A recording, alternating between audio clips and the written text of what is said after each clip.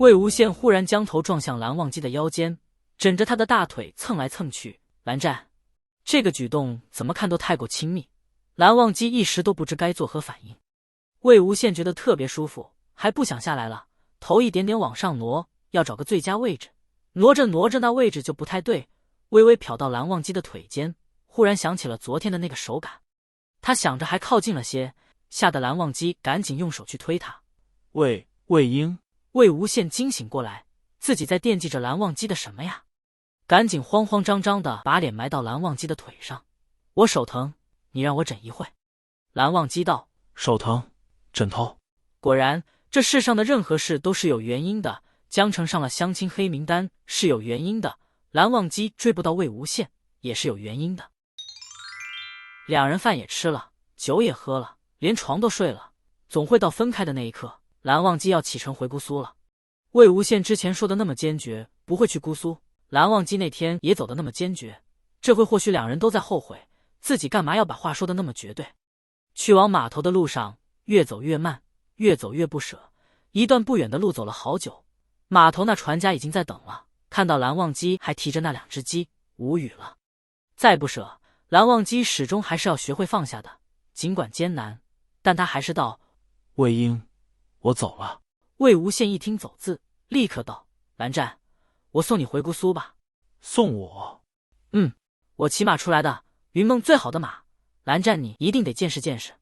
而且陆路要比水路好走，我们这的水域你不知道，很难走的，颠簸得很，不舒服的，让我送你吧。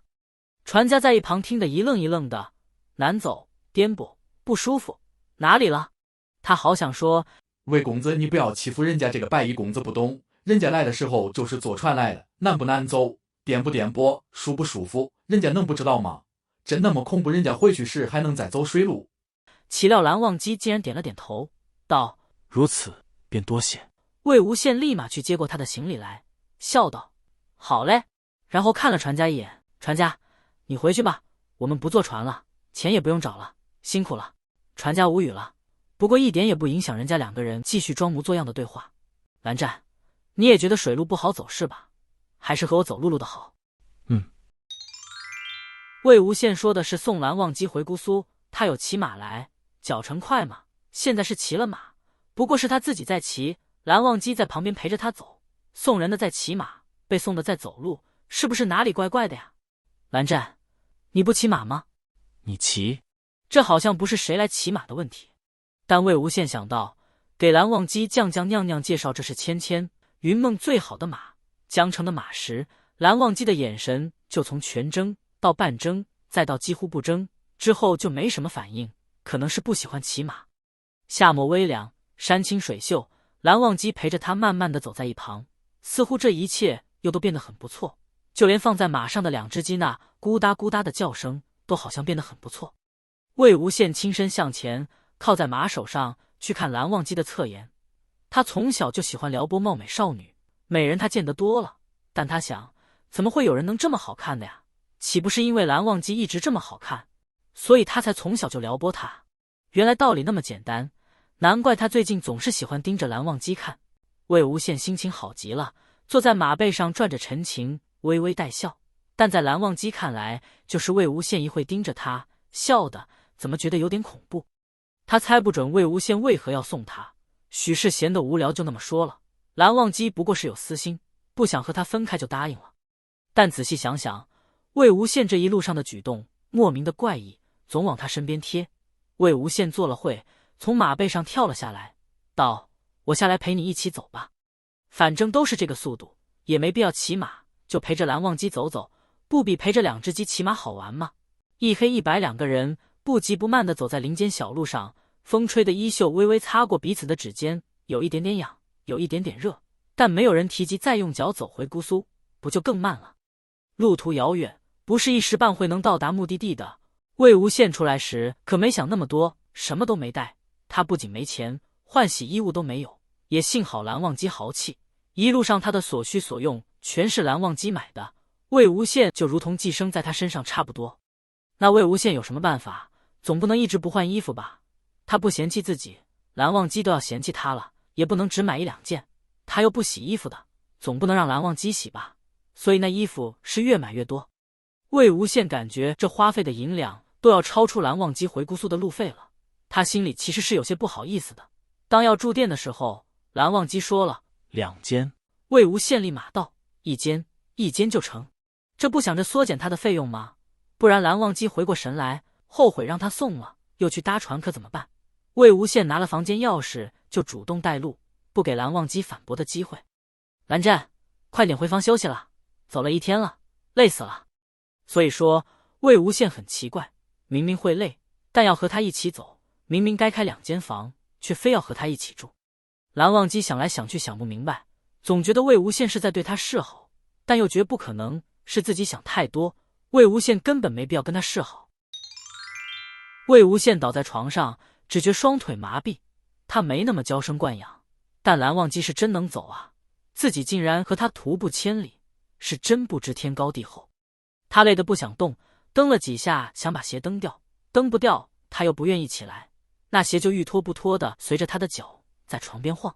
蓝忘机实在看不下去了，走过去帮他脱了，将他的腿往床上放，捏住他的小腿时，魏无羡喊了一声：“啊，就是那里，痛死了！”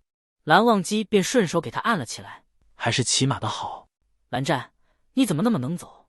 你出门夜猎也都是走路吗？蓝忘机嗯了一声。夜猎本就为了锻炼。对，你们家那死板的规矩就这样，太可怕了。你怎么去？也走啊，不过我们云梦限制没那么多，骑马御剑都行，骑牛也行，反正我们不像你们家，随便去，跳着去都行。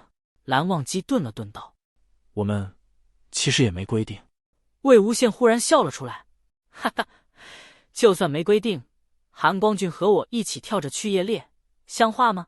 蓝忘机薄唇抿了抿，没再说话。魏无羡是想象不出来蓝忘机和他一起跳来跳去的画面了，不过如果是让他和蓝忘机一起慢慢走的话，两人都没说出口，但心里有着相同的感觉，也不是不可以。要说2个大男人住一起也没什么，蓝忘机一直都将距离保持得很好，就算是就寝也把床的区域分得非常清楚，他绝对不过线。如果魏无羡睡着了没了分寸，也很简单，蓝忘机不睡就是了，坐起来闭目养神。魏无羡的心大程度他是佩服的，魏无羡醒得晚，只以为是蓝忘机起得早而已，根本不会发现蓝忘机那危险的小心思。蓝忘机内心忐忑极了，他确信，不管他觉得一个男人给另一个男人按摩小腿正不正常，在魏无羡那里是无所谓的，所以渐渐的他就会开始贪心，甚至得寸进尺。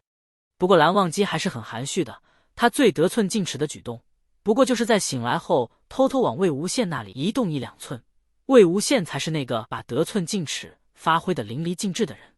两人住了店，肯定就得沐浴。蓝忘机先入了屏风，烛火的光照下，他高大的身影投射在屏风上，看着他慢慢将衣服褪下，只有一个黑色的影子把他完美的身材映得完完整整。魏无羡边喝酒边看，眼神都呆了，唇边不自觉滴下一排水来，是酒还是口水就不得而知了。他紧盯着，目光下移，不过蓝忘机很快就进入了浴桶。魏无羡只得恍恍惚惚看了个轮廓，但他又想起那日的画面，心里啧了一声，怎么能在把蓝忘机移到床上后自己就睡着了呢？不得趁机多摸几把才是。